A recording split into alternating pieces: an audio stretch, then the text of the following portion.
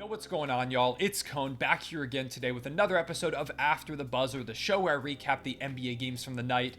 8 games on a Thursday here in the association, wrapping up the month of November. I can't believe we're already this far into the NBA schedule, but we are, so I've got some games to go ahead and break down, and in particular, I want to focus on one game that I didn't think would be very good. You never would have guessed it would be this close on paper, but it was because one of the teams, as good as they've been so far, is maybe the most frustrating team in the NBA, and they continue to find ways to really play down to their competition at every single possible moment.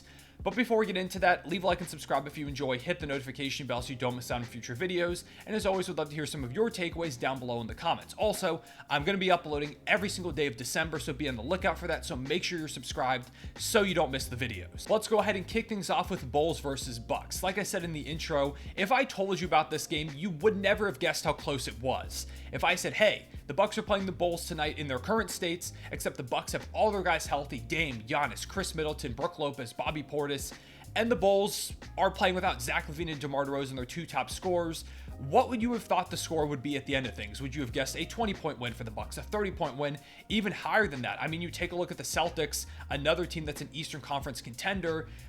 You see what they did to the Chicago Bulls a few nights ago, you probably would have guessed the Bucks would do something similar. But instead, this game was incredibly close to the fact that it went to overtime.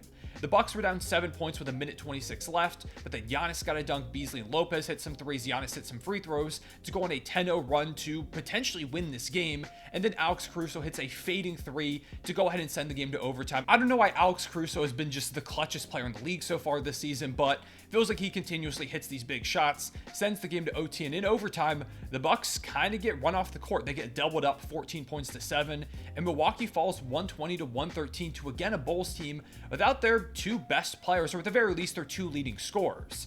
Nikola Vucevic led the way for Chicago with 29, 10, and 6. He was dominant. Kobe White had 23, 4, and 7. Ayo Dosunmu had 14, 6, and 6. This was easily the most fun I've had watching the Bulls this entire season, watching them play with the majority of their younger guys, seeing what Vucevic can do when he's kind of unleashed. Like, it feels like this is a glimpse into what the Bulls will look like when they inevitably trade Zach LaVine, probably DeMar DeRozan.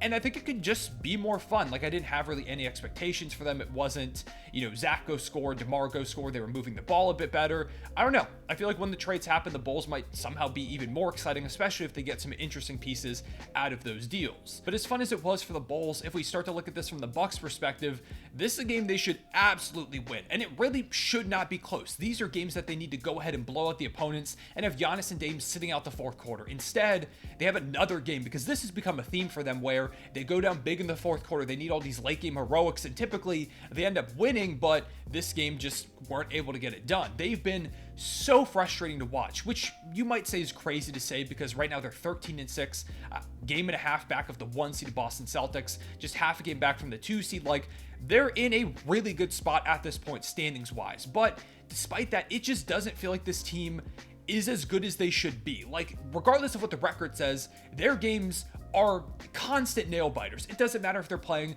the Washington Wizards, who the other day they survived a 3-point win against, where it felt like for a little bit, hey, the Bucks might lose this game, and the Wizards have 2-3 wins on the entire season. Games like that are consistent for the Bucks. They're always in these down to the wire, big time comeback effort wins, which sure are exciting and fun. And at the end of the day, a win's a win. But if you have to consistently do this, it's not going to work against the best teams in the NBA. Like, they played the Boston Celtics, and they did a similar thing where they were down big for a majority of the game, and then eventually they managed to come back. They made it a 3-point game, I think, late in this one, and then the Celtics were able to close things out behind some free throws and got some stops.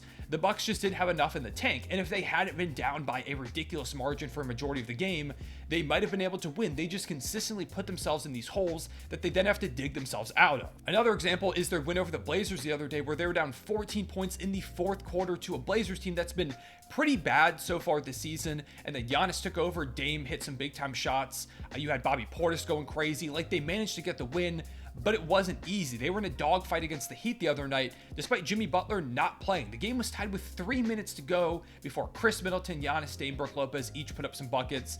They took over, the Stars did, and they managed to win, but they're just barely surviving games. They had a game where Giannis had 50 against the Pacers, and they weren't able to win. It to me right now feels like the Bucks are just willing themselves to victory a lot of nights by pure talent. It's not a scheme win. It's not them outplaying teams. They're just like, we've got Giannis and Dame, 2 top 10 players in the league. We're going to go ahead and make ourselves win.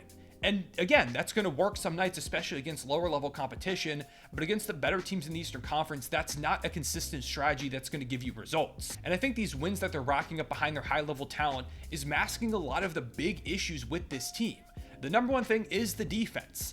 I think everybody knew when they traded Jrue Holiday for Damian Lillard that the defense was going to drop a bit. Last season, they were the 4th overall defense, so it felt like they could be like a borderline top 10 defense, potentially maybe middle of the pack. Not 22nd in the league. They've been abysmal on that end. They're getting torched on a nightly basis. Tonight in regulation against the Bulls, they gave up 106 points, which on the surface doesn't look that bad. But again, the Bulls were without Zach LaVine and DeMar DeRozan, their 2 top scorers. And with those guys in the lineup, they average 107 points per game. So they let the Bulls get up to their usual average right below it without their top 2 scorers. And again, they got torched in overtime, giving up 14 points. It's not good enough. I understand 106 isn't that crazy in today's NBA, but against this Bulls team, you've got to be better than that. Against the Boston Celtics the other night, they're just giving up easy baskets. The first possession of the game, Jaylen Brown literally waltzes to the basket pretty much untouched. They have these possessions way too often. Again, when Jrue was traded, it was clear the defense, especially on the perimeter, was going to be a bit of a concern, but I didn't think it was going to be this bad. This is embarrassing. The number one thing is that they just really don't have that many great perimeter defenders on this team. Dame and Malik Beasley aren't stopping anyone. Before the season, they were talking about Malik Beasley as if he was going to be their perimeter stopper. Has not worked pretty much whatsoever so far, which I don't think anyone expected it to. Khris Middleton's definitely a step slower at this point, still dealing with some injuries, so maybe if he gets healthier throughout the season, he'll be better, but he's not the defender he used to be. Giannis is doing his best, but he's forced to run all over the place to clean up mistakes. Brook Lopez is being switched out in the perimeter, and he's struggling to try and guard in this new scheme that Adrian Griffin has put into place. Yeah, Adrian Griffin's scheme also a problem in addition to the lack of perimeter defenders. I haven't been super impressed with his coaching so far. The Bucks under Mike Budenholzer ran this defensive scheme that worked pretty well. Again, last season, they were top 5 defense. They had Brook Lopez playing drop, focusing on defending the paint at a high level. They would give up some threes every now and again. They would give up some mid-range jumpers, but for the most part, it worked. I mean, Brook Lopez was the top 3 decoy candidate last season, top 2 even, with that scheme. Like, he was being used incredibly, and instead with Adrian Griffin coming in, he switched things up and instead has them playing this really aggressive defense, a lot of pressure, focusing heavily on guarding the perimeter. A lot of times they're switching everything. It might work if they had more versatile, especially perimeter wing defenders, but they don't. So guys are getting blown past on the perimeter. It's leading to driving kick opportunities, a lot of rim pressure, which is putting a lot of stress on the back line with Brook Lopez and Giannis. They're just giving up a ton of buckets, both at the rim, from 3, everywhere. Basically, nowhere is a guaranteed stop for the Bucks at this point. I'll give him some credit. He's been trying some stuff. Like every now and again, he'll go to drop, he'll try some zone, he'll try to switch everything. He switched things up. I do appreciate him trying to find the best scheme, but also at the same time, I feel like they should just find something and stick to it for a little bit rather than continuously switching things up, because you've got to find an identity at some point. And I don't know, really with the Bucks, to me, everything feels way more complicated than it should be. Even the offense, which has been really good so far this season, just feels clunky at times. And again, very reliant on just overpowering the other teams with talent, whether it's Giannis running to the rim and dunking on 4 guys, it's Dame hitting these huge step back clutch threes, which is part of both of their games, but it feels like they don't get anything super easy for those guys. You've also got, sometimes where Malik Beasley will get hot from 3, Khris Middleton will knock down some shots, Brook Lopez will start cooking, and things will look really good, but if those guys are struggling, it's hard for Dame and Giannis to consistently put things together. And even Dame so far this season has really struggled offensively. He's not been nearly as efficient as he typically is. I've liked the playmaking. I like that he's consistently getting to the line and finding ways to score even when his shot's not falling. But they need Dame to become the Dame of old if they want to compete for a championship. I think eventually he will. He started really slow last season too, so I'm not overly concerned, but it is certainly something to keep an eye on. Also with Khris Middleton, I think they need him to get back to his old self to be the best version of themselves. We'll see if he's able to. He's still dealing with injuries, but I'm kind of worried the best may be behind Khris Middleton at this point. To sum it all up into one sentence, which I think is going to be the title of this video, the Milwaukee Bucks are frustrating. They have all this talent, and it feels like they should be blowing out the bad teams. They should be beating some really good teams. They should be where they are right now in the standings, but it should feel a lot better than it has so far, which I know feels kind of weird to say. I'm sure a lot of people are going to say, oh, a win's a win, like you don't know what you're talking about in the comments. but I don't know. I just haven't been convinced by this Bucks team so far. If you put them in the playoffs today, I think Boston easily beats them in a series, and I think Philadelphia gives them a lot of problems. Philly is one of those teams that can hit a bunch of shots on the perimeter. Maxi's going to get downhill easily, Embiid's going to be a problem. I don't know how they slow them down, and sure, their offense is also ridiculous, but I just don't know if it's a series I feel super confident in picking the Bucks in at this point, which I wouldn't have expected going into the season. Before the year, I felt like, okay, the Celtics and the Bucks are going to run through the rest of the Eastern Conference for the most part, face off in the Eastern Conference Finals, which will be like the real test in the East, and everything else is kind of just a formality. But so far, I felt really good about Boston, but Milwaukee feels pretty shaky to me. I don't know if it's just a matter of building chemistry over times. I know it's very early. I'm not saying they can't be that juggernaut team by the end of the season, but it may take some trades. It may take shifting up some guys' roles, trying a bunch of new things before they finally find that point. And just, I think right now they're not as good as their record would suggest, and that they've got a lot of work to do, whether it's in terms of making deals or just finding a scheme and identity that works, before I can seriously consider them a threat to the Boston Celtics to win the East at this point. Which, as someone who's expecting them to be really, really good this season, is frustrating. Moving on to some of the other games, Warriors face off against the Clippers, and they get a win without Andrew Wiggins, Chris Paul, or Gary Payton II. Of course, like the game after I make a video talking about how they've struggled so far, the Cone curse seems to be continuing, but Steph Curry has 26, 7, and 8. Klay puts up 22 points, 6 boards, and 2 dimes. Podziemski has 13 points. Darius Saric has 13 points. Moses Moody has 13 points. Draymond Green has 13 points. Everybody was scoring 13 on the roster, it seems. And Jonathan Kuminga has 17. It was a very well-rounded team effort, which hasn't been the case a lot of this season for Golden State.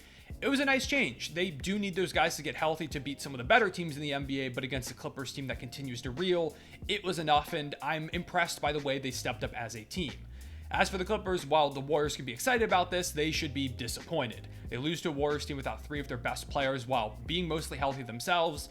It's just another rough loss and a string of them for this Clippers team that has not found their footing still since the James Harden trade. Paul George goes 6 of 18 from the field for 15 points with, giving him credit, 10 dimes. James Harden is 18, 3, and 7 on 6 of 13 shooting. Kawhi 23 points. Russell Westbrook puts up 14, 11, and 6. Like, their stars played fine, but nobody really excelled, and they just kind of fell flat. The Warriors held the lead for the entirety of the second, third, and fourth quarter, and it really never felt like the Clippers were going to come back. There were a couple times they cut it to a close deficit, but I never felt super convinced they were going to win this game. And at the end, even when it was kind of close in the final few minutes, they kind of just gave up or seemed uninterested. Like the Warriors, I think, went up like 7 points with like a minute 30 left or something around that range, which sure is a tough deficit, but you can overcome it. It happens a lot in the NBA. But then they had like a lazy turnover. Moses Moody got left wide open for a dunk. Guys were kind of hanging their heads, just being lazy, lackadaisical. Like, this isn't the type of body language you want to see from a team that is currently reeling and needs to go ahead and find that fire again. Like, they need to rocket up the standings. They've got to put together some wins, get on a hot streak. And if they're giving up late in games like this, that's not a good look for them. I've just continuously been unimpressed by the Clippers. It's just disappointing because last game they got a big win. They look maybe the best they have this entire James Harden era, and now they again fall flat on their face. Next, let's talk Hawks versus Spurs. Pretty much all I have to say about the Hawks in this one is that Trey Young is back. After his first 15 games or so, I considered making a video talking about Trey Young's struggles, how he just could not seem to shoot above 50% from the field. But he's been really good as of late in this one. 45 points, 4 rebounds, 14 assists, 51% from the field. 3-ball wasn't falling, just 2 of 9 from deep, but was good from everywhere else. Knocked down some shots at the line. He was huge. They need more of this from Trey Young. The Hawks have been very middle of the pack throughout the season, but if they can get more of this from Trey Young, they can maybe start to find their footing. They continued to struggle defensively, gave up over 130 points to the Spurs team, and everybody was scoring. Jeremy Sohan, nearly perfect from the field, 33 points, 8 rebounds, 6 assists. Keldon Johnson, 22, 11, and 3. Wemby had 21, 12, 2, 2, and 4. Unbelievable stat line from him. Devin Vassell, 25, 4, and 4 off the bench. The Hawks defense is really just non-existent right now. This was a very high-scoring game. They've got to be better defensively. I do think losing Jalen Johnson for a little bit contributes to that even more so, but they've got to find their footing if they want to compete with some of the better teams in the NBA. Also, credit to Trey Young, took a game-winning charge on Jeremy Sohan on the final possession, which is a hilarious way for a game to end. But yeah, shout out to Trey Young in this one. Spurs got a lot of good performances, just weren't able to get the win, but I think it was all around a good effort from them. Next up, we had Pacers versus Heat, which was a very classic Pacers game because both teams scored over 130 points. The Heat managed to get the win in this one, though, losing Bam Adebayo for a majority of the game. I haven't seen the injury report on whether or not he's going to be out for like a couple of games, if it's going to be a thing where he comes back next game, but hopefully Bam's good to go. Jimmy was fantastic, 36 points, 10 boards, 3 assists. Jaime Jaquez, 24, 5-1. He's been on a heater recently, and he's looked like a top 5 rookie so far. Like, if I've got to make an all-rookie first team, Jaime Jaquez has to be on that. He's been great. Was a very typical Heat pick in the draft, and he's excelled in his role so far. Big performances from him. But yeah, for the Pacers, another game where they give up a ton of points. Tyrese was unreal as usual, 44 points, 2 rebounds, 10 dimes. He is one of the best offensive players in the league. Like, in this game, he had, I think, a 66 true shooting percentage, and his true shooting percentage on the season went down. That's how efficient he's been so far.